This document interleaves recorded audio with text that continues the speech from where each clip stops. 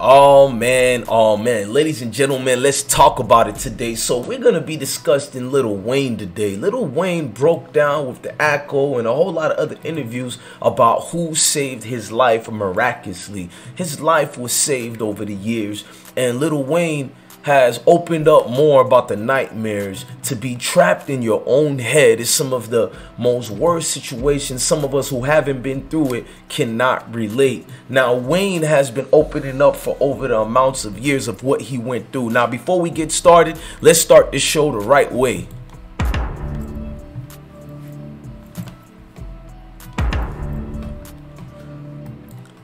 Now let's get started, ladies and gentlemen. But before we do, check out this song right quick by Kid Outlaw titled Mission. 2020 shit. Hey, yeah, turn that shit the fuck up. When I'm on a solar mission, sneak this in, you gonna end up with the fishes. Catch a slipping like a bad transmission. When my soul's full, I ain't shooting from a distance. Keep a distance when I'm on a solar mission. Keep a distance when I'm on a solar mission. On a solar mission, fuck the competition. Fire with extensions, see the deposition. You the opposition, definition of a fuck nigga switching up like a hoe. Burn candles and flip them, kill a day. Man, do me a favor and check for the links in the description box and go check out Kid Outlaw. You know what I'm saying? Representing Florida real good. One of the up and rising coming rappers out of Florida. Salute, gang. Now, let's talk about it. Lil Wayne been through a whole lot of up and down and spiral situations. Now, the rapper had an upcoming situation that kind of went left when he was at the young age of 12 years old. Now, some of those things Lil Wayne opened up about the cop who saved his life named Uncle Bob. Now, Lil Wayne went through a whole lot. He talked about how the shot almost got rid of his own self and how he really aimed it for his heart and the blood that came through the experience and what he went through. Now, I'm about to let Lil Wayne utter out his own words to describe those situations he went through, the nightmares we call it, the nightmares that actually never stopped once and for all as Lil Wayne tried to make and do his change. In the mall. Framing what I'm about to ask you about. You grew up in what's called the Holly Grove neighborhood of New Orleans, which was patrolled by cops that you used to refer to as jump out boys because they had their doors cracked, ready to jump out and sometimes jump on black people for no apparent reason. Well, they ain't have no other people around. You got it. But you told last Friday a story on your new radio show, which is tremendous, but you told a story about one white cop who wasn't the usual bad white cop. One white cop who became a lifesaver for you. So take it away and tell us the story if you would, please. Bob, when I was 12 years old, I had an incident. I shot myself. I was in the house alone. When the police came to the door, I was able to slide all the way to the door, kick the door so they can hear that someone is actually, they stopped. So I said, I gotta get to this door. I kicked the door. They was like, someone's in there. They knocked the door off the hinges. I was right there on the floor. They all just jumped right over me. That's their job, I guess. The one guy came, he's like, do nobody see this child? Do nobody see this baby on the floor with this hole in his chest? And it was like, yes, but I found the gun. I found it. He was like, I don't care what you found, somebody. And so, when that happened. Now, what I want people to know. Now, Wayne over the years been telling this story for a while now. Wayne's been going through it. He's been letting us know it's been a nightmare. None of it has been smooth transition, but it's made him the man who he is. The way he speaks about Uncle Bob, the situations and the way he levels up and he opens up about Uncle Bob's situation. First of all, I also want to say happy birthday to Lil Wayne. Mr. Carter himself, the Wayne Carter that is. You know, Tucci's birthday is coming up, and it actually is today. 23 minutes ago, I wanted to just say happy birthday, stop the movement, and for y'all to give him his flowers while he here now. Now, let's continue back to the show. Now, Wayne himself has been letting us know about the situation.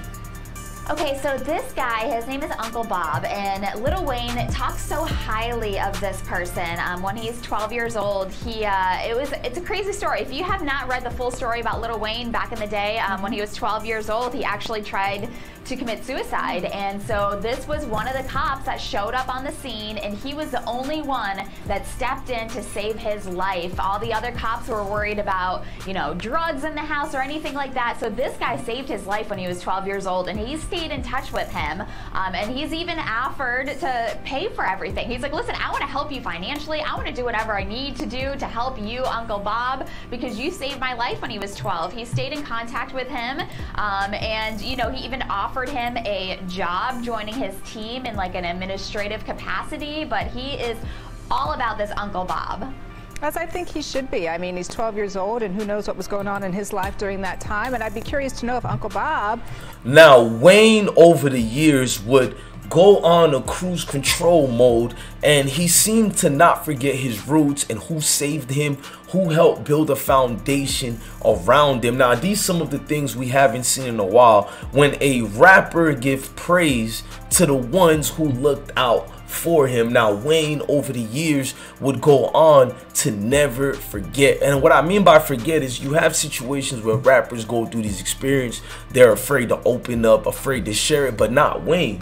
He seems to be in a tormented place where the only thing that can help him smooth out what he's going through is to remember the ones who saved his life. So now he goes to a deeper rooted conversation, and that deeper rooted conversation is, how can I explain more as far as how my life was transitioned, how my life was changed forevermore? Let's go to his interview with Aiko.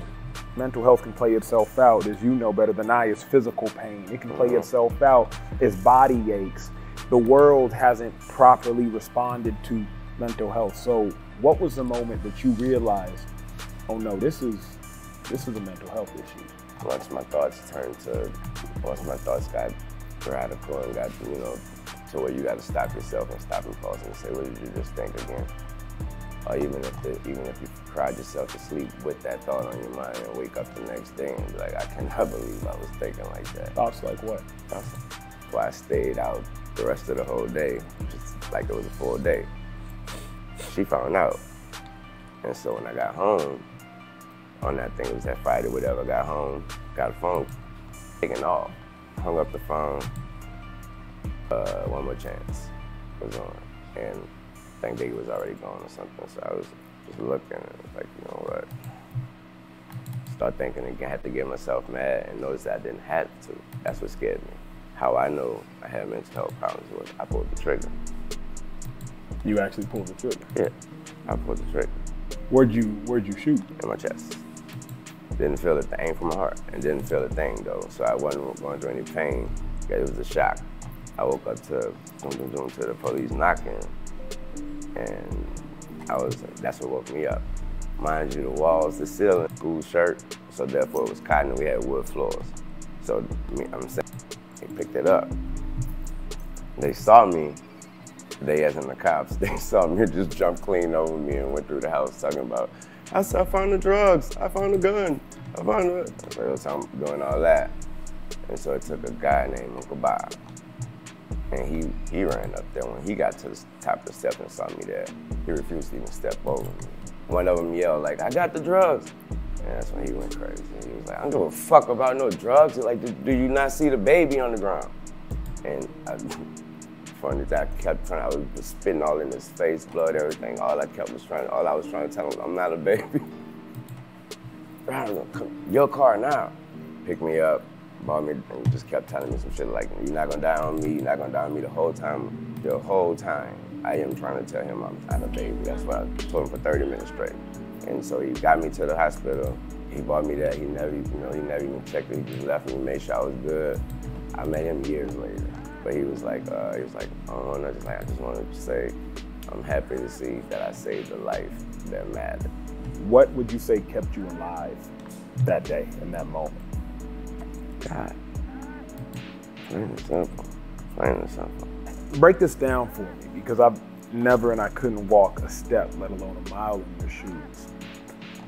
Why did you feel the need to be so extreme for those that are battling mental?